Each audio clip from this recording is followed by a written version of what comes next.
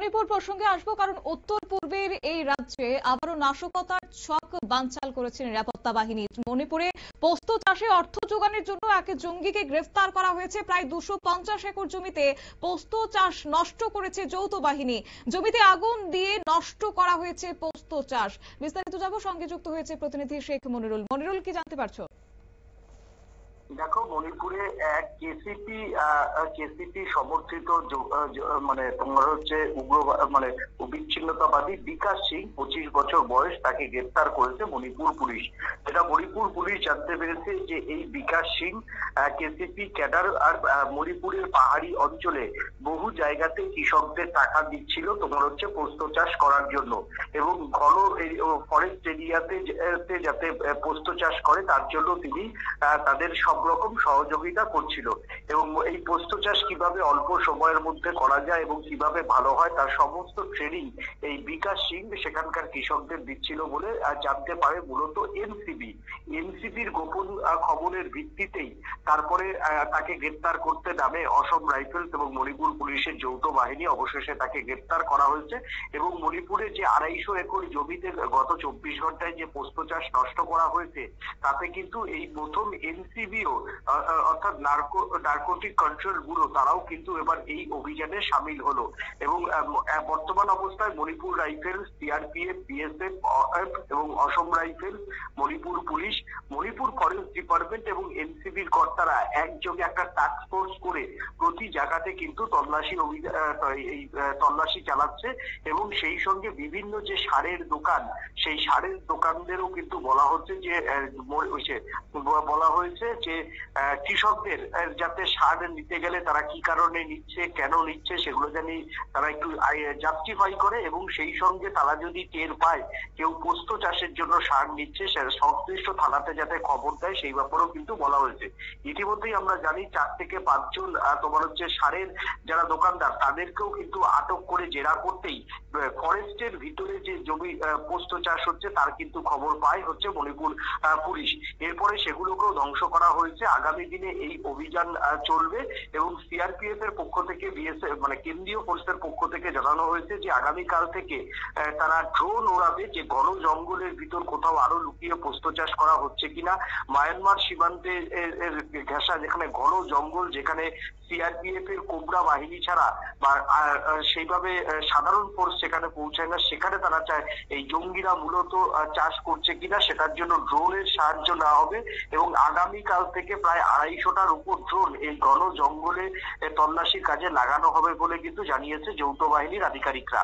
একেবারে। তবে আজকের এই অভিযান প্রসঙ্গে প্রথমত যে প্রশ্ন তোমার কাছে রাখবো, যে মণিপুরে এই মাদক অর্থনীতি জঙ্গি সংঘাতের ক্ষেত্রে কতটা প্রবণতা বাড়াচ্ছে, আর দ্বিতীয়ত হচ্ছে যে এই যে পোস্ত চাষ আর ধ্বংস করা হয়েছে, এতে করে জঙ্গি অর্থস্রোত কি আগামী দিনে পুরোপুরি বন্ধ হবে?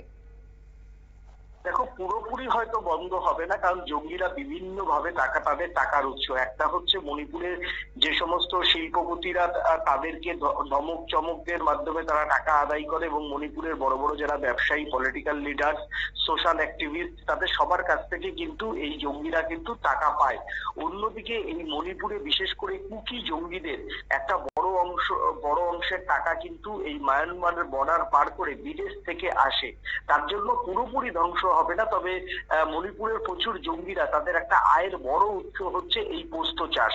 এই আন্তর্জাতিক বাজারে এই পোস্ত মানে পপি থেকে যে ড্রাগ উৎপাদন হয় সেটা আন্তর্জাতিকভাবে চড়া দামে তারা বিক্রি করতে পারে। মায়ানমার সীমান্ত হয়ে চায়না, নেপাল, চায়নাতে যায়, তারপর অনেক কান্ট্রিতে এগুলো ছড়িয়ে পড়ে। সেই জায়গাতে দাঁড়িয়ে এই জায়গাতে যদি আঘাত হানা যায় তাহলে মণিপুরের যিনি রাজ্যপাল, তিনি একসময় কেন্দ্রীয় স্বরাষ্ট্র সচিব ছিলেন, প্রাক্তন স্বরাষ্ট্র সচিব ছিলেন, দুধে আমলা ছিলেন, তিনি রতে কাজ করেছেন, তিনি খুব ভালো মতোই জানেন এই জায়গাতে যদি আঘাত আনা যায় অন্তত 50% ফান্ড কিন্তু বন্ধ করা যাবে। তার জন্যই এই যে মানে লাগাতার প্রায় 1 মাস ধরে পোস্ত চাষের উপর যে লাগাতার অভিযান, সেই লাগাতার অভিযানে অনেকটাই কিন্তু কোণঠাসা জঙ্গিরা। এবং তুমি যদি দেখো লাস্ট 1 বছরে কিন্তু জঙ্গিরা সেইভাবে বড় কোনো ইনসিডেন্ট ঘটাতে পারেনি। এবং জঙ্গিদের থেকে যে অস্ত্র উদ্ধার করা সেগুলো যেমন প্রতিনিয়ত প্রক্রিয়া প্রক্রিয়া চলছে, তেমনি কিন্তু জঙ্গিরা অনেক বেশি কোণঠাসা হয়েই তারা কিন্তু এখন বিভিন্ন দাবি দাবা নিয়ে সরকারের সঙ্গে ডায়লগ ডেমোক্রেসিতে পথে কিন্তু হাঁটছে। যেটা কয়েকদিন আগে আমরাই ভ্যানগার্ড প্রথম ব্রেক করেছিলাম যে কুকি জঙ্গিরা তারা নর্থ ব্লকে গিয়ে স্বরাষ্ট্র মন্ত্রকের আধিকারিকদের সঙ্গে বিভিন্ন দাবি দাবা জানিয়ে সেখানে কিন্তু বৈঠক করেছেন, এবং কুকি সম্প্রদায়, মেইতি সম্প্রদায়, সমস্ত সম্প্রদায়গুলো এখন কিন্তু নর্থ ব্লকে প্রত্যেকদিন ডায়লগের পরিস্থিতি একটু একটু করে এগোচ্ছে। তাই মনে করা হচ্ছে যদি এইভাবে অর্থের যোগানে যদি টান পড়ে তাহলে অনেক বেশি আলোচনার পথ প্রশস্ত হবে এবং দ্রুত স্বাভাবিক অবস্থায় ফিরবে মণিপুর। একেবারেই তাই। তবে এক্ষেত্রে আমি আরো একবার বলবো যে এই জঙ্গি সংঘাত প্রবণতা কতটা থাকছে, যদি সেক্ষেত্রে এই চক্রের সঙ্গে সীমান্ত পারের কোনো সংগঠনের কিছু রয়েছে? দেখো, মায়ানমার সীমান্ত হয়ে এখানে একটা চায়নার একটা ভেস্টেজ ইন্টারেস্ট কাজ করে, কারণ তোমার হচ্ছে মায়ানমারে বা বার্মাতে যেভাবে ভারতীয় বাণিজ্য বাড়ছে এবং সেখানে বন্দর প্রতিস্থাপন করছে ভারত, আগামী দিনে মায়ানমারের জলসীমানাকে কাজে লাগিয়ে ভারত সমুদ্রপথে একটা বড় বন্দর, চারহাল বন্দর, সেই বন্দরটা তৈরি করার পরে ভারতের উত্তর পূর্বের বিশেষ করে অর্থনৈতিক একটা বড় ডেভেলপমেন্ট হবে। সেই জায়গাতে তোমাকে বলি যে এই অঞ্চলটা যদি অস্থিরতা করা যায় তাহলে ভারতের উত্তর পূর্বাঞ্চলের ব্যবসা বাণিজ্যে অনেক বেশি প্রভাব পড়বে, বা উত্তর পূর্বের যে আর্থিক স্থিতিশীলতা, সেই আর্থিক স্থিতিশীলতা আটকানো যাবে। এইটা একটা চায়নার কারসাজি তো সবসময় তারা করেই, যে উত্তর পূর্বকে অশান্ত করতে। এবং এই মুহূর্তে তুমি যদি আরো গুরুত্ব দিয়ে বিশ্লেষণ করো তাহলে চট্টগ্রাম বন্দর, এই চট্টগ্রাম বন্দরটা মার্কিনীরা নেওয়ার পর থেকে, তারা চট্টগ্রামটা বন্দর যদি মার্কিনীরা নেওয়ার পর থেকেই তারা চাইবে যাতে ভারতের এই যে তোমার হচ্ছে মায়ানমারের যে বন্দরটা, সেই বন্দরটা যদি খুব একটা সাফল্য না পায় তাহলে তাদের ব্যবসাতে ঘাটতি পড়বে। সেটাতে এই যে মানে তোমার হচ্ছে মণিপুরের পরিস্থিতির জন্য কিন্তু এই যে মার্কিন যুক্তরাষ্ট্রের একটা ডিপ স্টেট নীতিও কিন্তু দায়ী। এবং এই জায়গা থেকে যে ভারত সরকারের চ্যালেঞ্জ যে সীমান্ত মণিপুর শুধু মণিপুর বলবো না, মণিপুর, মিজোরাম, অরুণাচল প্রদেশ, এই যে সীমান্তগুলো রয়েছে সেই সীমান্তগুলোকে কতটা বেশি সিকিউর করা, এবং সেই জায়গাতে এখনো মায়ানমারের প্রায় ধরো 550 কিলোমিটারের মতো কাঁটাতার এখনো পর্যন্ত স্বরাষ্ট্র মন্ত্রক দিতে এই স্বাধীনতার 75 বছর পরেও কিন্তু তারা ব্যর্থ হয়েছে। তো যত তাড়াতাড়ি কাঁটাতার বেড়া লাগবে, সীমান্ত সিকিউরিটি যত তাড়াতাড়ি হবে, ততই কিন্তু মণিপুর এবং উত্তর পূর্বের শান্তি কিন্তু দ্রুত ফিরবে। সেই ক্ষেত্রে ভারত সরকার অনেক দেরিতে হলেও চেষ্টা করছে, চেষ্টা যে করছে না তা না, এবং যদি আগামী 6 মাসের মধ্যে বা 1 বছরের মধ্যে এই সীমান্ত সুরক্ষা যদি কঠোর করতে পারে তাহলে মণিপুর আরেকটু বেশি স্বাভাবিক ছন্দে ফিরবে।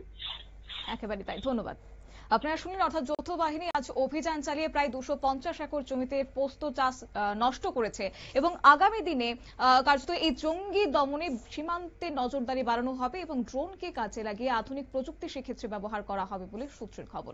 নিয়ে নিচ্ছি ছোট্ট একটি বিজ্ঞাপন বিরতির, সঙ্গে থাকুন।